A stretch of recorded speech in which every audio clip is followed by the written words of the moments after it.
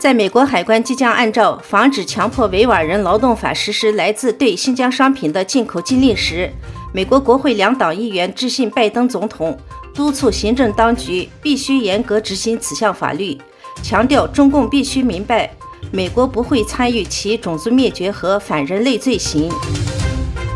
中共在对维吾尔人进行种族灭绝的同时，也在疯狂开采东突厥斯坦的自然资源。据中国人民网报道，在建成的准噶尔盆地致密油开发示范区将实现产量效益双提升，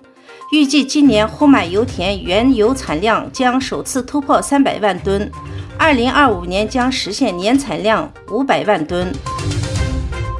国防部指出，俄乌战争未能使美国转移战略重心，仍置于亚太区域，但研判2027年区域情势，中共将实现建军100年目标，将具备远程海空打击和防空能力。6月7日，哈萨克斯坦总统托卡耶夫会见了到访的中国外长王毅。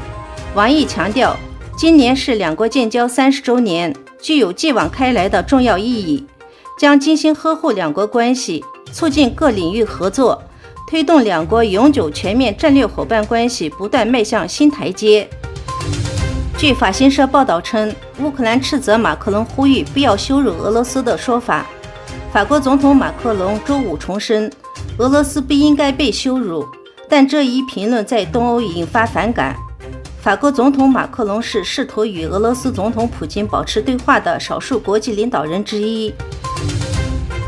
俄罗斯外交部周二宣布暂停允许日本游民在两国有争议的群岛附近捕鱼，称东京方面未能按照两国协议支付相关费用。两国对该群岛的归属问题互不相让。二战结束至今，日本和俄罗斯仍未签署和平协议。